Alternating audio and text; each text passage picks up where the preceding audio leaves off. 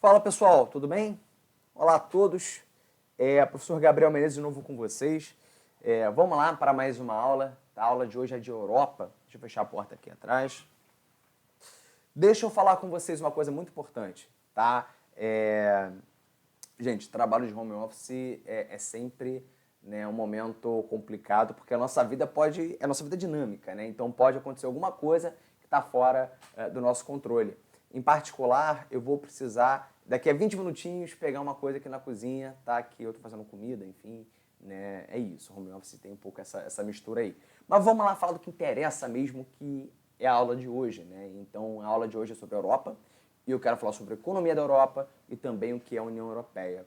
Pessoal, para entender a Europa, eu sempre pego dois momentos, tá? E para mim, o primeiro momento mais importante, que é o que eu vou chamar de princípio basilar, a base da Europa, tem muito a ver com a Segunda Guerra Mundial. Eu quero que você lembre que na Europa, pessoal, vai ter uma grande destruição na Segunda Guerra Mundial. O grande palco da Segunda Guerra Mundial foi a Europa. Então, veja, a Europa ela fica destruída a partir da Segunda Guerra Mundial e ela é totalmente destruída, sobretudo a Alemanha, a Itália, a França, tá? E eu sempre falo da França, ou melhor, menos da França. A França também ficou bastante destruída. Mas a Itália e a Alemanha, porque foram os inimigos da Segunda Guerra Mundial, né? Foram os países do eixo, os países que eram combatidos pelos países aliados, como, por exemplo, Inglaterra, Estados Unidos, tá? França e por aí vai. Bom, esses países, então, sofrem uma destruição muito grande e eles só vão começar a serem reconstruídos, e olha que eu estou falando de países que foram destruídos pela Segunda Guerra Mundial, vão ser reconstruídos a partir de logo o fim da Segunda Guerra Mundial, pelo que a gente chama de Plano Marshall. O que é o Plano Marshall, pessoal? É um plano, tá, de financiamento dos países europeus. E aí fica a pergunta, quem é que está financiando o Plano Marshall? Curiosamente, Estados Unidos da América. Gente, por que eu tinha um interesse dos Estados Unidos em criar um novo plano econômico? Por uma questão muito básica. A ideia é que se eu apoiasse os países, né, que sofreram, né, ali a Segunda Guerra Mundial, eu teria duas consequências. A primeira, esses países vão pegar empréstimos com os Estados Unidos e vão demorar a pagar esses empréstimos. Só que demorando a pagar, estão pagando juros. Então, os Estados Unidos está ganhando muito dinheiro com os juros, né? Ou seja, com aquele dinheiro a mais que você, quando pega empréstimo, tem que pagar, dos países europeus. Ou seja, ele vai ganhar mais dinheiro ainda do que ele já ganhou. Estados Unidos esse, que vendeu tanque, guerra, comida, tudo que você possa imaginar para os países europeus na Segunda Guerra Mundial. Ou seja, quem venceu a Segunda Guerra Mundial foi os Estados Unidos mesmo, né? Não foi só os países capitalistas, porque ele ganha muito dinheiro, ele não sofre ataque no seu território, quer dizer, ele está ganhando, está mandando muito bem.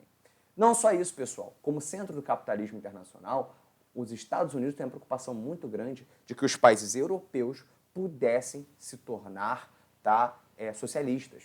Então, um país que está crescendo, que tem renda para todo mundo, que tem, né, o PIB está positivo, esse país não está muito preocupado em se tornar socialista, tudo bem? Por isso o Plano Marshall se torna uma coisa importante, fundamental no pensamento político americano, beleza?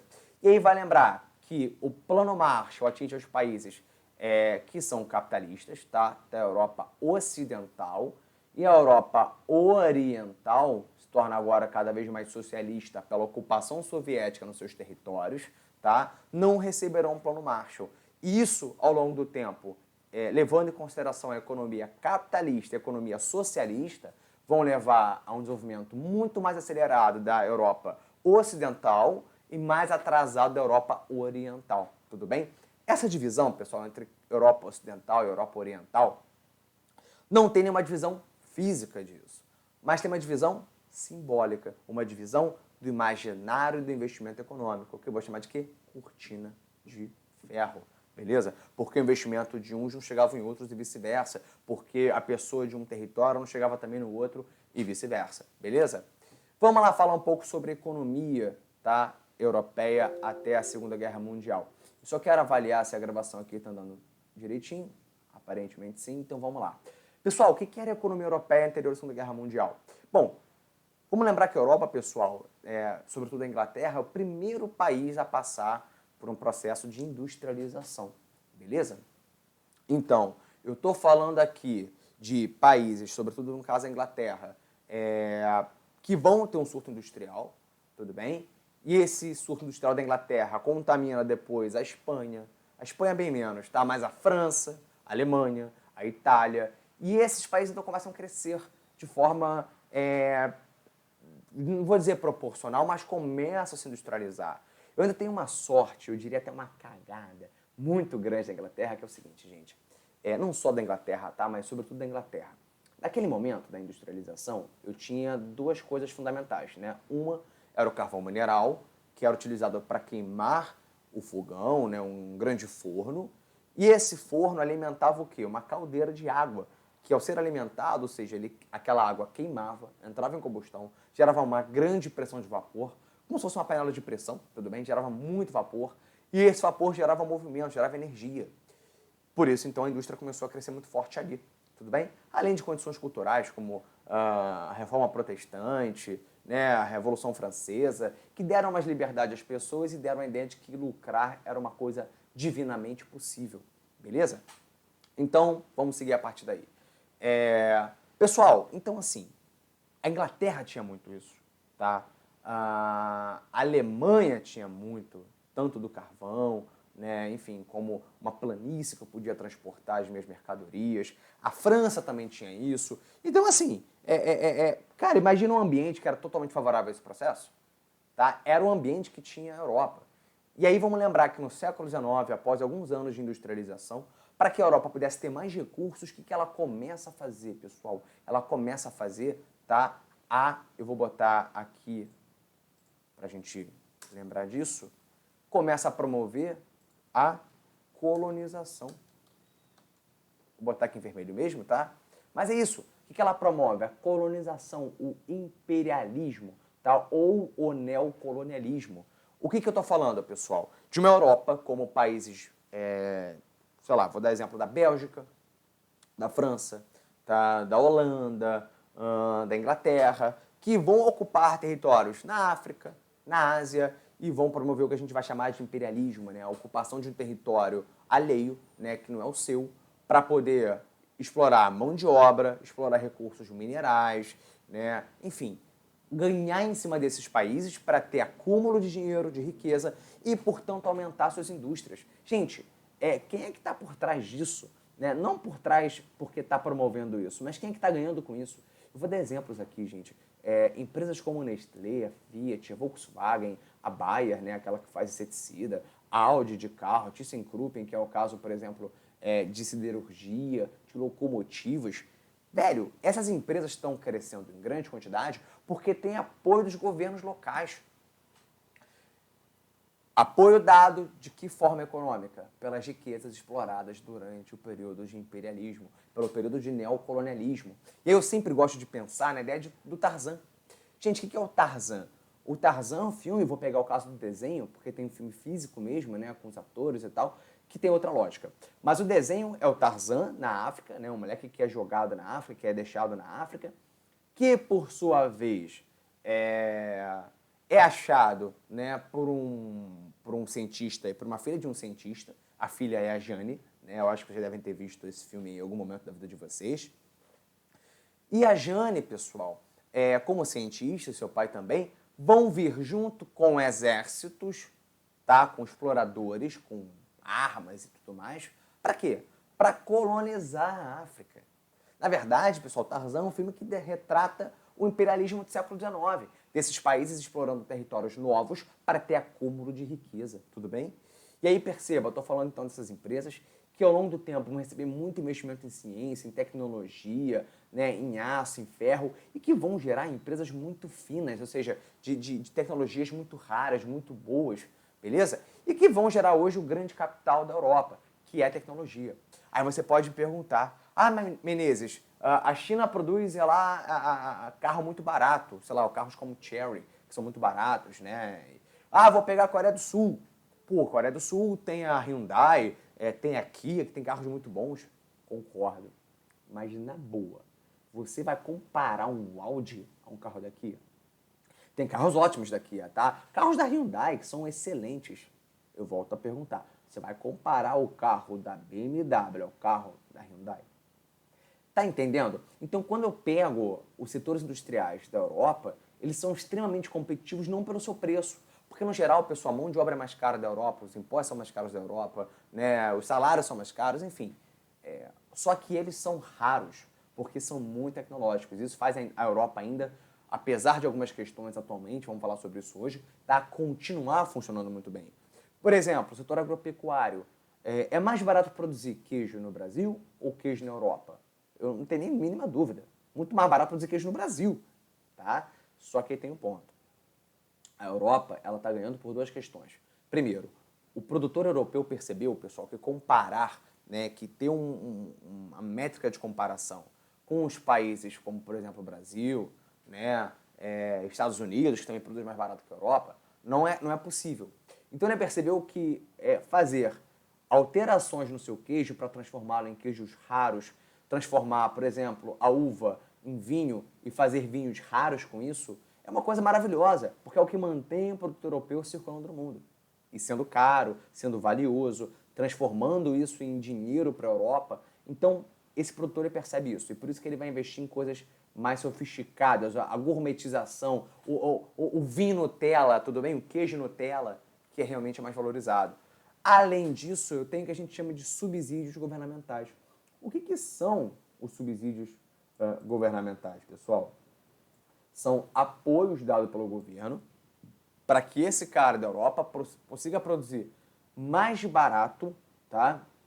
Ele se torne mais competitivo para que o europeu não perca seu emprego no campo e também para que você consiga competir com produtos mais baratos no mundo. Quando você vende para o mercado externo, você consegue competir com produtos muito mais baratos, que é o caso do Brasil, que é o caso dos Estados Unidos, que é o caso da China, tudo bem? E por aí vai. O setor de comércio também é muito bacana, também funciona muito bem, tá? E, pô, tem investimento em tecnologia, setores, por exemplo, de consultoria. O que é consultoria, pessoal? É quando a empresa ela chega para uma outra e fala, olha, você vai crescer se você investir nisso, se você fizer aquilo, tá? Eu tenho algumas no mundo e elas são sobretudo de origem europeia. Por quê? Como elas têm muito conhecimento, muita ciência, as principais universidades do mundo ainda são europeias, elas conseguem dar esse retorno de consultoria, de auditoria, ou seja, elas fazem o processo de bastidores de uma grande empresa para que ela não quebre, né? Enfim, né? Boas empresas no geral vêm da Europa, beleza? Pessoal, pelo tempo que nós temos, eu não quero estender essa aula muito adiante com vocês, eu estou pulando, tá? Eu ia falar do Reino Unido, da Alemanha, de Portugal, da Grécia, eu não vou falar não. Só quero que a gente lembre, isso vai ser importante para nossas próximas aulas, tá? Quando a gente fala de industrialização na Europa, não estou falando da mesma coisa, não estou falando de um processo semelhante sabe, homogêneo para todos os países, ou seja, de forma igual. Alguns países como a Inglaterra, como a França, como a Alemanha, a Dinamarca, crescem industrialmente muito rápidos, tá? Então são países muito ricos, com uma grande capacidade industrial, ao passo que países como, por exemplo, Portugal, como Grécia, não têm essa mesma lógica, muito pelo contrário. São países que vão se industrializar a partir do século XX. Se eu pegar, então, a Grécia, né, vou pegar o caso de Portugal, que eu acho que é melhor. Gente, Portugal vai ter indústrias de maneira mais firme a partir de 70 do século passado, né, 74. Então, assim, tem muito pouco tempo, né? Então, são países mais frágeis, tá? E isso vai ser importante para quando a gente entrar no tema que eu for entrar agora, que é a formação da União Europeia. Tudo bem até aqui? Espero que sim. Vamos seguir adiante. Amores, bom, vocês sabem, nós já vimos isso na nossa aula agora, que a União Europeia é um bloco econômico, né, muito forte, tá? E que, na verdade, esse bloco ele vai ter a sua formação a partir da Segunda Guerra Mundial, quando a gente acabou de ver que a Europa estava destruída, né? Bom, vamos pensar o que é a União Europeia? É um conjunto de países que se agregam, que falam assim, olha, comercialmente falando, juridicamente falando, socialmente falando, nós estamos juntos, tudo bem? Nós estamos juntos. Então, a ideia é que, apesar das diferenças étnicas, nacionais, culturais dentro da Europa, você vai ter um conjunto de países que fala, olha, a gente está junto, não importa as nossas diferenças. Eu vou explicar como é que isso fica bem interessante. Vamos imaginar que Joãozinho, que possa ser, por exemplo, meu aluno que está assistindo essa aula agora, não me suporte. Ele não gosta de mim, ele não tem paciência comigo e eu também não tenho paciência com ele. Vamos imaginar que João não é meu aluno, nem eu sou seu professor. João é um garoto que trabalha na esquina vendendo abacaxi, tudo bem? E a gente não se suporta, por sei lá qual for o motivo. Mas o João vende abacaxi que eu adoro, o abacaxi dele é maravilhoso. E, por sua vez, o João, apesar de não me suportar, sabe que eu adoro abacaxi e que todo dia eu posso estar comprando abacaxi dele. Então perceba, se as pessoas que não se gostam começam a depender economicamente uma das outras, vale a pena elas ficarem brigando? Porque se eu brigar com o João não vai ter o dinheiro dele. Se eu brigar com o João, eu não vou ter meu abacaxi, que eu adoro, e de manhã, se eu puder, eu como sempre uma faixa de abacaxi. Vocês estão entendendo como é que a Europa ela começa a pensar? Bom, se a gente está sempre em briga, vamos fazer então o quê? Uma unificação europeia, vamos criar um bloco de comércio europeu. Porque não importa se a França odeia a Dinamarca, se a França tem conflito com a Bélgica, se a Alemanha tem problemas com a Polônia. Se a gente começa, pessoal, a fazer trocas econômicas, todo mundo está ganhando. E a Europa ela começa a perceber isso. Ela fala, bom, olha, se a gente começar a ter trocas econômicas, é ganho para todo mundo, para vocês, para mim, sabe? Não importa as nossas rixas, a gente vai sair ganhando. Então, qual é a melhor coisa a fazer? Vamos então criar um bloco. Mas esse bloco, pessoal, ele, bom, é uma construção, tá? Ele não nasce de uma hora para outra. Até porque pegar países que pensam diferente, que consomem diferente, com religiões diferentes, cara, é difícil pegar esses países e falar o seguinte, ó, agora todo mundo pensa igual, comercializa igual, e as pessoas de um país podem circular para outras de forma igual. É bem complicado, não é muito fácil. É como você pegar o teu vizinho e falar, olha, meu vizinho entra de forma gratuita na minha casa e eu entro gratuita na casa dele. Mesmo que a gente tenha culturas diferentes por uma questão econômica. Vocês estão entendendo como é que funciona a lógica? É difícil isso. Então vamos falar basicamente, falar basicamente do que é a União Europeia, né? Eu fico querendo falar com vocês de tudo e eu estou preocupado com o tempo de não fazer uma aula gigantesca e a gente acaba comendo palavra. Talvez vocês saibam como é que funciona isso, né? Bom, a União Europeia hoje, então, pessoal, é formada por 27 países europeus, beleza? A intenção, como eu já tinha falado com vocês, é de criar um mercado comum, onde moeda, tá, os interesses econômicos falam mais alto que as disparidades sociais, religiosas, culturais do bloco. A preocupação é com maior competitividade com outros países, ou seja, a Europa ela é cara, a gente sabe que ela é cara. Então, quando eu pego países como a China, eu consigo competir com a China? Mesmo que eu tenha uma tecnologia muito boa, nem sempre a tecnologia muito boa ela é vendida em grande escala. Nem todo mundo compra um Audi, nem todo mundo compra um BMW. Então a ideia é que a gente possa fazer o quê? Tentar fechar a nossa economia, que é de forma semelhante, tá? A Europa tem semelhanças econômicas entre os países, e eles se fecham dentro de si mesmos. Para quê?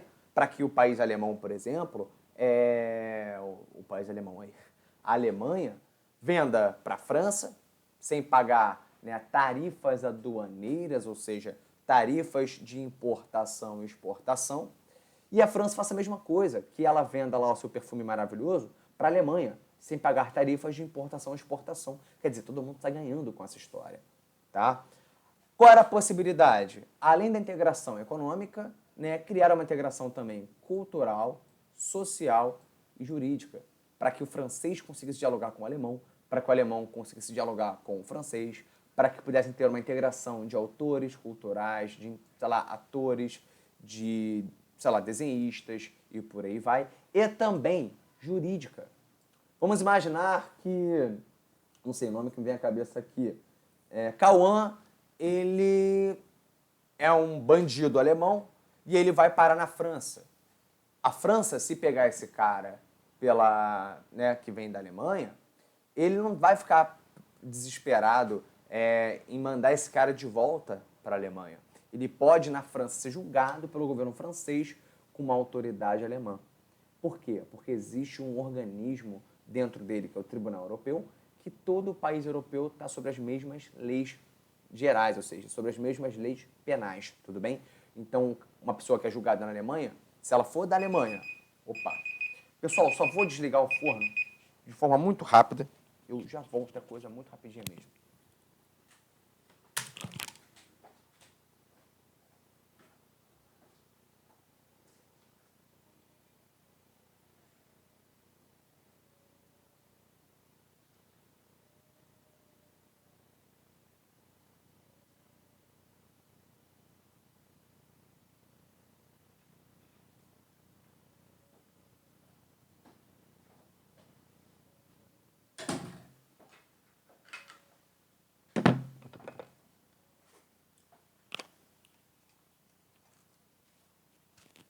Gente, desculpa.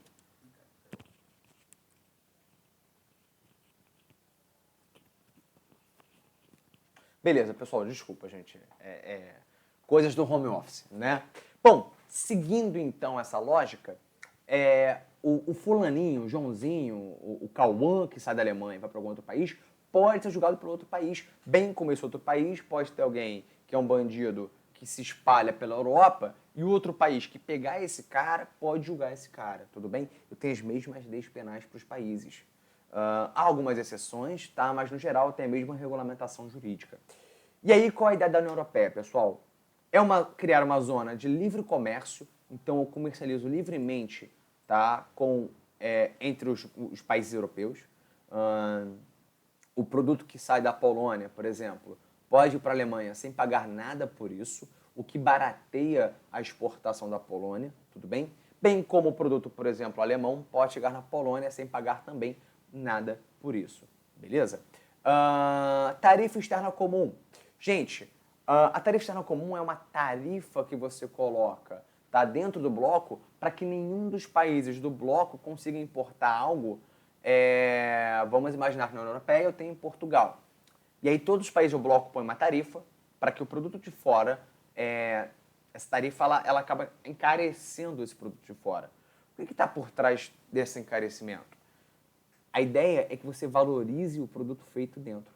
Porque se o que vem de fora ficar muito caro porque paga várias tarifas, você vai escolher, sei lá, o Polystation que vem da China, que custa no seu país agora por essas tarifas 4 mil euros, ou vai pagar 3 mil euros criado pelo Polystation feito da Alemanha.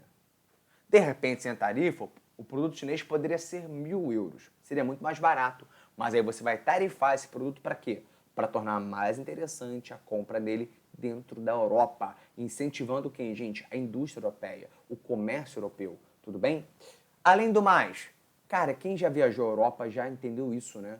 No geral, gente, no geral, qualquer um dentro da Europa com um passaporte europeu viaja a Europa inteira.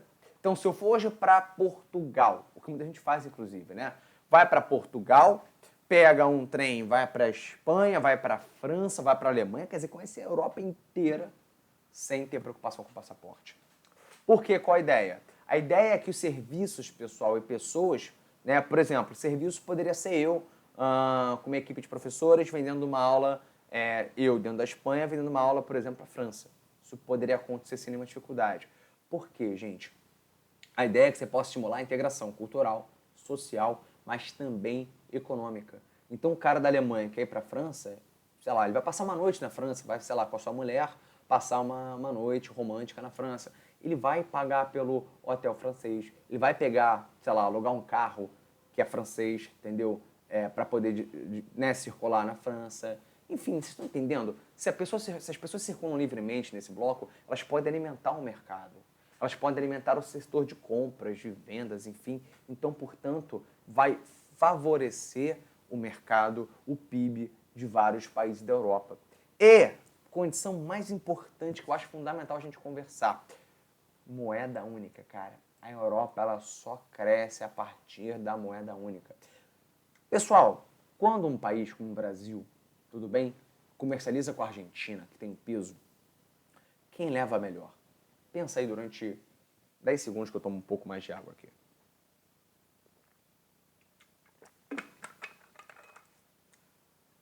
Se você falou que quem leva melhor é o Brasil, você é o gabarito. Por uma seguinte lógica, o Brasil tem uma moeda que vale mais. Então, quando ela vende para a Argentina, que compra muita coisa do Brasil, porque o maior país da América do Sul é o Brasil, tá? A Argentina está perdendo dinheiro, já que o peso dela vale menos do que o real brasileiro, tá? Para quem não sabe, a Argentina tem uma moeda chamada de peso. A Argentina tem que pagar mais moedas, tem que pagar mais dinheiro dela para poder ter uma moeda, para poder ter um produto brasileiro, beleza? Esse é o ponto. Então, nessas trocas internacionais, no geral, quem vende mais caro, quem tem a moeda mais cara, ganha muito mais. Então imagina se uma Europa inteira fosse formada dentro de um bloco e os países fazem moedas diferentes. Faria sentido, portanto, ter uma livre circulação de comércio, de serviços, de pessoas? Não. Essa integração seria muito parcial. que é o caso do nosso bloco, né, o Mercosul. Portanto, qual é a ideia? Eu criei uma moeda única para que todos os países tenham essa moeda. E, portanto, eu vou falar então de uma moeda chamada de euro. O euro você utiliza em boa parte dos países, tá, da União Europeia. Só não vai utilizar, agora aqui lembrando de cabeça, Dinamarca parece que você não vai utilizar, a Inglaterra, que fazia parte, não faz mais parte do bloco europeu, também não utilizava, né, usava a libra esterlina, e alguns poucos países que não são tão integrados. Mas, no geral, a União Europeia tem a mesma moeda e você pode circular com ela livremente utilizando a mesma moeda dentre esses países, tá? Lembrando, eu tenho ao longo do tempo, tá, a integração desse bloco, né? Primeiramente tem um bloco chamado de Benelux, em 44, ainda na Segunda Guerra Mundial, que vai ter um acordo entre Bélgica, Luxemburgo e Países Baixos para poder comercializar alguns artigos mais baratos, tá? E sem tarifas alfandegárias entre eles. Vou ter a SECA ou SECA, né? Que é a formação, no caso, Comunidade Econômica do Carvão e do Aço, beleza? O carvão e o aço, pós-Segunda Guerra Mundial, começa a circular mais barato entre esses países. Por quê? Para investir na industrialização, que teria que ter o carvão e o aço, beleza? E depois de um tempo também, a partir dessas experiências, eu vou ter o estabelecimento de uma coisa chamada Mercado Comum Europeu, ou MCE, beleza? Que é o embrião, que é a base, que é o pai, beleza? Da União Europeia. Legal, eu só coloquei isso pra gente perceber como é que a Europa ela vai crescendo, tudo bem? Primeiramente, esse mercado comum europeu, são 6 países só que participam, depois 9, depois 12, e a partir da União Europeia, com o Tratado de Maastricht, tá, em 91, a União Europeia se forma, tá? A Europa ainda vai crescendo, hoje são 27 países dentro desse bloco europeu, beleza? Pontos importantes aqui, características econômicas da União Europeia, gente. Primeiro ponto, zonas de livre comércio, já falamos sobre ele, né? A livre circulação entre o bloco, com preferência para alguns países aí signatários do bloco, ou seja, eu vou comprar primeiro da Europa, depois eu compro de algum outro país fora da Europa, tá? A ideia é você proteger o mercado europeu. Depois, uma tarifa externa comum. O que é tarifa externa comum? Nós já falamos, né?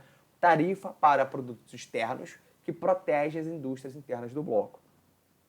Ainda, livre circulação de pessoas e serviços, tá? Então, elas podem circular livremente, tá? nesse território, tá?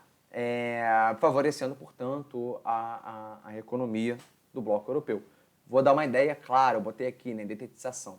Então, quando, por exemplo, uma companhia de detetização de barata da Alemanha, se o governo francês contratar essa empresa, eles não vão ter nenhum problema em circular com seu serviço para a França. Não vão ter que pagar nada por isso. Tá? É como se fosse o produto também francês. A única dificuldade talvez seja a língua, né? Mas aí não tem nenhum problema. No geral, pessoal, dentro da Europa as pessoas falam inglês, né? Então elas falam a sua língua, tá? Talvez a língua de algum país ali mais próximo e também o inglês. Então isso não é nenhuma dificuldade dentre eles, tá? E a moeda única. O que é a moeda única? Nós já falamos, né? A ideia de moeda única, pessoal, é para ter uma menor perda cambial entre as trocas né? Entre os países.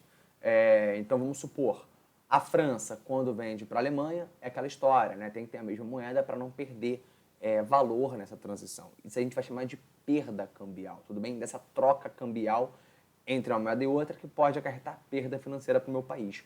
Além disso, gente, a moeda única ela tem uma coisa muito interessante. Nós já falamos até aqui, eu acho, nessas nossas aulas online, que a moeda única ela tem uma condição interessante.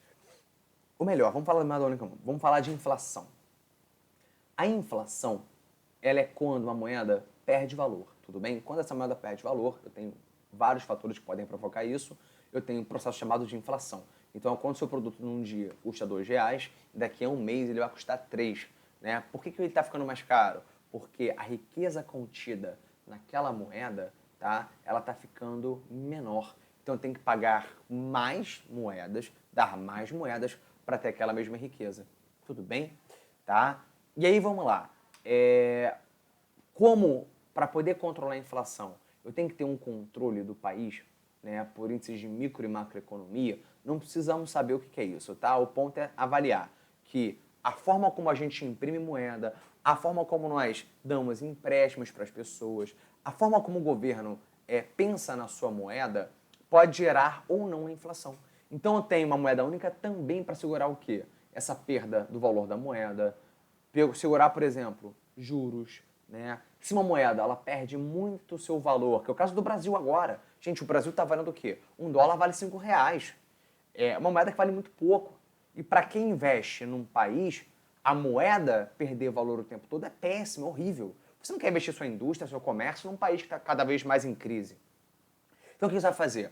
Qual é a ideia? Você não investe num país que está instável em termos econômicos.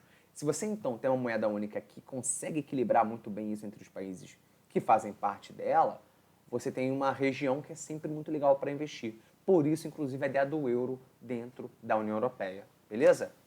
E aí, gente, quando a gente ainda fala de Europa, eu sou obrigado a lembrar de algumas características sociais fundamentais. São elas, primeiro, Parlamento Europeu.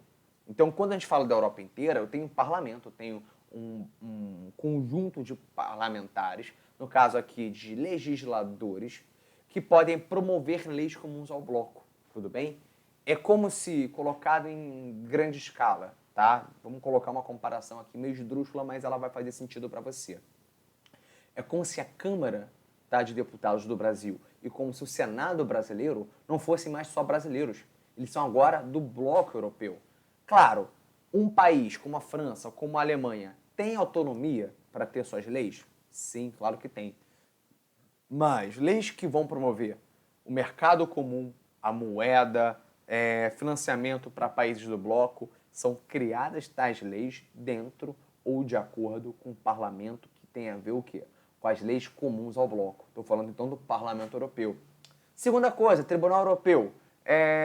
Já falamos sobre isso, né, de forma indireta. No caso, são criadas então, ou melhor, são julgados casos, tá, jurídicos, condenação, né, casos de questionamento a empresas que de repente estão com processo. Se esses casos forem supranacionais, quer dizer, tiverem com uma lógica que diga respeito a mais de um país, então vamos supor, a Audi, que é alemã, tem uma filial dela, tá, uma pequena empresa da Audi, dentro da, sei lá, de Portugal, tudo bem? Essa empresa, sei lá, vamos supor que um governo entrou num processo contra a Audi. Eu tenho um tribunal europeu, então, fazendo essa avaliação. Não vai ser um tribunal da Alemanha, nem de Portugal. Vai ser um tribunal que vai avaliar os contextos supranacionais. Tem a ver com uma lógica além da nacionalidade, além do país. Tem a ver com o caso em que essa questão da Audi em outro país está pegando o quê? Mais de um país, portanto, está além de uma nacionalidade. Tudo bem? Ficou claro? Espero que sim. Gente, Banco Central Europeu, também fundamental, responsável por emitir e manter o poder de compra do euro em sua respectiva zona. Foi o que a gente conversou no slide passado, que eu falei de moeda única. O Banco Central, pessoal, ele é um banco que é responsável pela emissão de moedas. Para quem está vendo aí La Casa de Papel, eles fazem um assalto à casa da moeda espanhola. Mas além da moeda espanhola, né, que é inclusive o euro, eu tenho um banco central que determina quantas moedas a casa de moeda da Espanha pode imprimir moeda, entende? Eu tenho um controle daquilo. Portanto, o Banco Central ele está responsável por organizar a moeda, evitando que ela gere inflação, evitando que ela tenha problemas, tá, maiores que possam gerar problemas para todo um bloco de países. Uma observação, falando de La Casa de Papel. O La Casa de Papel, pessoal, a primeira e a segunda temporada falam sobre esse assalto à Casa da Moeda, né? E eles imprimem dinheiro a rodo para saírem com muito dinheiro. Gente, isso, claro, o que eles imprimem não é o suficiente para isso, mas se você começa a imprimir muita moeda, isso é um problema, tá, gente? Porque imagine vocês, tá, que eu tenho uma riqueza que é isso aqui. E aí você pega essa riqueza, não aumenta a riqueza, tá? Você não está tendo mais dólar ou mais ouro guardado para ter mais riqueza, mas você pega essa riqueza e divide ela em várias moedas. E você está dividindo cada vez mais moeda, e mais moeda, e mais moeda. Você está imprimindo dinheiro, você está criando dinheiro. Esse dinheiro em si é uma riqueza? Não. Vamos pegar um exemplo aqui que eu acho que é curioso, para todo mundo ter ciência. Eu vou rasgar uma folha aqui. de um livro que eu tenho. Vai ser didático e meu livro vai me perdoar. Imagine que isso aqui é uma riqueza de um país, tudo bem? Essa folha é uma riqueza de um país. Então eu pego e divido essa folha em várias folhas, em várias. Te pergunto, eu tenho mais papel aqui? Eu tenho mais partes de papel, mas eu não tenho mais papel. Eu tenho o mesmo papel em pequenas partes. Estão percebendo? Se eu não tiver mais riqueza para dividir essa riqueza em mais moedas, essa minha moeda perde riqueza. Ela se torna o quê? Se torna um aglomerado de papel. E aí esse é o grande ponto. Quando você imprime dinheiro sem ter aumento de riqueza, pessoal, essa tua moeda não está valendo mais nada. Ela começa a valer cada vez mais nada.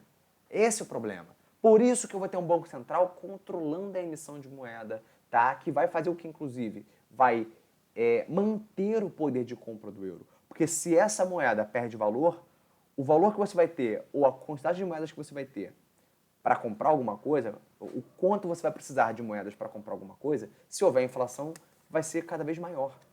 E aí você vai ter o quê? A perda do seu valor da moeda. Vai ter inflação. Isso é péssimo para uma moeda em específico, que é o caso do Brasil, ou o caso da Venezuela. Né? Um país super simpático, super legal, que particularmente teve a sua inflação chegando a mais de 10, ou melhor, mais de 100.000%.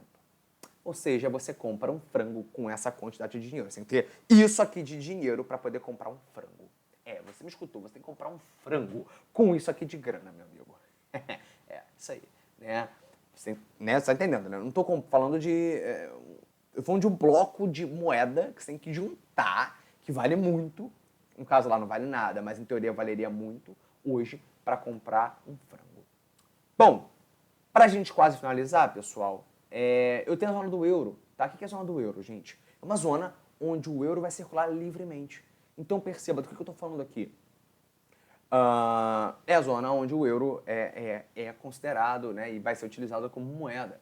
Alguns países não vão participar, tá, gente? Como Suécia, como Dinamarca, como a Bulgária, e era o caso, inclusive, da Inglaterra até pouco tempo atrás, já que ela não faz mais parte da União Europeia. Vai lembrar o seguinte, por que alguns países não estão utilizando a moeda, né, europeia, que é o euro? Pessoal, alguns países têm moedas muito caras. Eu vou falar da Inglaterra, né, que inclusive saiu por causa disso e vai ser tema da nossa próxima aula. A Inglaterra, ela tinha a libra esterlina, que é basicamente a moeda mais cara do mundo. Eu não lembro agora de cabeça, comparativamente falando, mas tem um valor realmente muito caro. Né? Ela é mais cara, ela vale mais do que o próprio euro. E aí, alguns países, eles tinham muito medo do seguinte, olha, eu vou me misturar com essa galera da Grécia, que é meio pobre, Portugal, Espanha, que pode entrar em crise e que entraram em crise há um tempo atrás, mas vamos falar sobre isso não, vamos falar do momento anterior, em que esses países pensavam isso. Então eles pensavam o seguinte, bom, se a gente se juntar com essa ralé aí econômica da Europa, se esses países entrarem em crise, quem perde valor é também o euro. Porque o euro, pessoal, ele não é só uma questão de você ter muita riqueza também, né? Ou qualquer moeda. A moeda, ela vale o quanto ela é considerada. Imagine que, por exemplo, um país tem muita riqueza, mas ninguém considera esse país sério. E esse país não faz trocas com ninguém. Então, se eu pego essa moeda para trocar, né, ou vamos imaginar que é o Brasil, tá? Se o Brasil está isolado do mundo inteiro, se eu pegar um real e trocar por euro, ninguém vai querer trocar o real pelo euro. Por quê? Porque o real não faz sentido nenhum. Ninguém utiliza o real no mundo. Para que eu vou ter real? Para não utilizar com ninguém? Entende? Então, assim, eles tinham muito medo desses países quebrarem. E se eles quebrassem, quem perdia a autoridade e quem perdia o reconhecimento? O euro. Então, a lógica é que alguns países evitem utilizar o euro para exatamente preservar as suas moedas utilizadas há muito tempo, que tradicionalmente são moedas que têm um valor, né, uma riqueza muito grande por trás. Tá? Para a gente fechar, e eu fecho aqui, alguns países, pessoal, sobretudo Irlanda e Reino Unido, não adotam o que a gente chama de espaço Schengen. O que é o espaço Schengen? O espaço Schengen, pessoal, é um acordo de circulação de pessoas. Então, eu estou falando aqui de um acordo em que eu faço referência, claro, à liberdade das pessoas de andarem no território. Então, o território, ou melhor, o país que faz parte do espaço Schengen, é um país que podem as pessoas entrar livremente desde que elas tenham né, um passaporte europeu. Por que Irlanda e Reino Unido preservaram isso e não quiseram entrar, ou melhor, né, se preservaram disso e não entraram, tá, dentro do espaço Schengen? Alguns países, gente, tinham muito medo, tá, de que a galera da Europa, que faz parte da União Europeia, que, por exemplo, é mais pobre, entrasse invadindo países muito ricos. A Irlanda não é um caso, mas o Reino Unido é um caso, em que eu tinha emprego, eu tinha muita riqueza. E aí qual é a preocupação? Eu volto a falar da imigração. O medo era de que a imigração fosse muito forte, afetando e colocando em risco a segurança e a soberania de um país. Tudo bem? Então é esse o ponto. Alguns países evitam isso. Pouquíssimos, tá, pessoal? Basicamente só o Reino Unido, tá, e a Irlanda acabaram tentando evitar esse processo, tá? Porque, no geral, na Europa você pode realmente circular por todo o espaço europeu, beleza? Não lembro agora de cabeças, tem mais um país que também não faz parte disso, mas é isso, tá? O grosso aí é Irlanda e Reino Unido. Gente, eu acho que por isso, por hoje eu fico por aqui.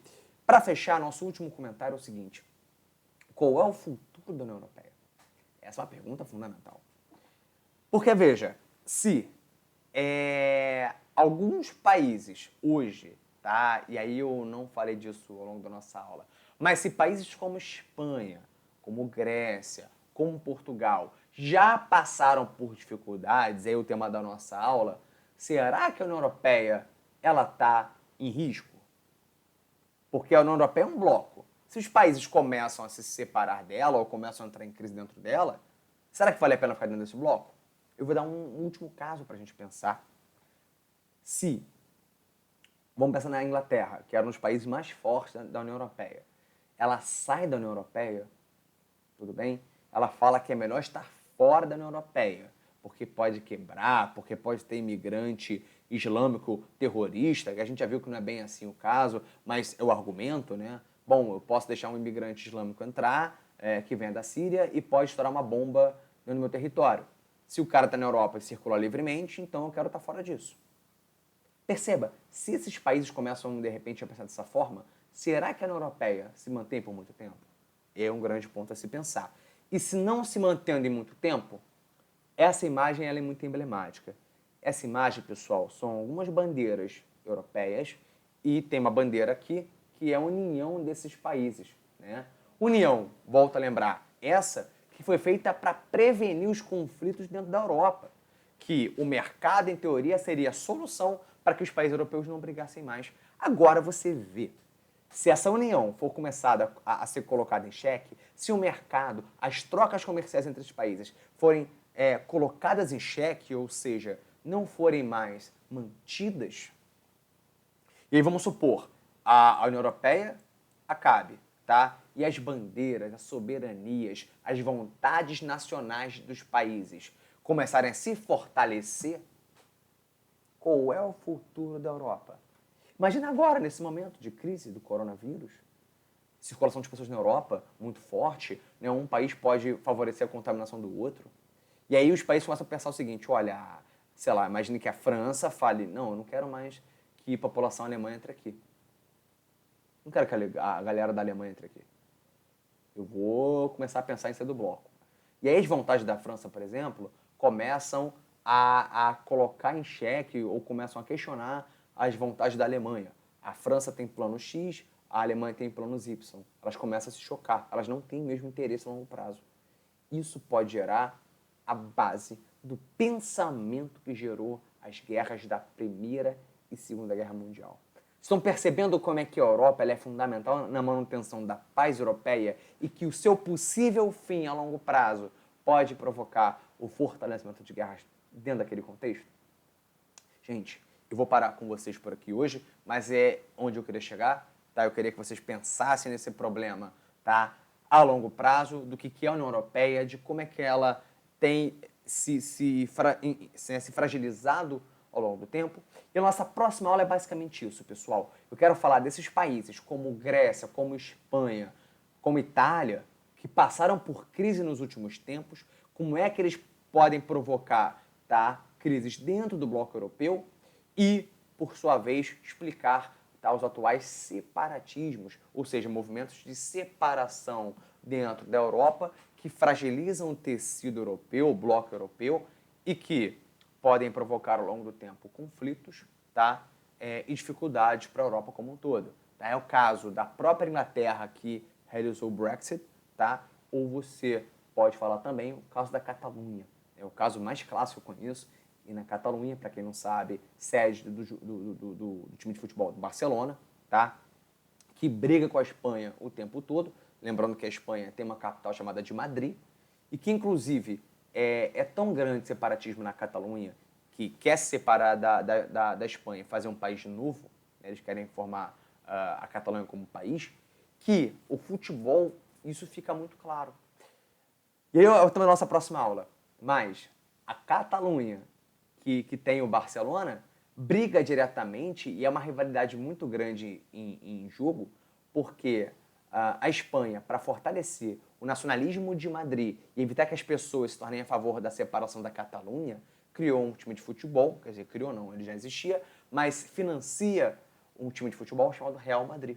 E a Real Madrid e Barcelona simbolizam um conflito geopolítico, onde dentro de um país, tá, eu tenho a separação de um, tá, e o outro ele vai meio que bicar esse país, esse time de futebol, que é o caso de Barcelona e Real Madrid, para que eles tenham uma diminuição do apoio popular, tá, a esse separatismo. Eu explico na próxima aula com mais tranquilidade, tá? É isso, pessoal. Espero que tenha ficado muito claro para vocês. Um beijo grande, tá? Fiquem bem. Até terça-feira.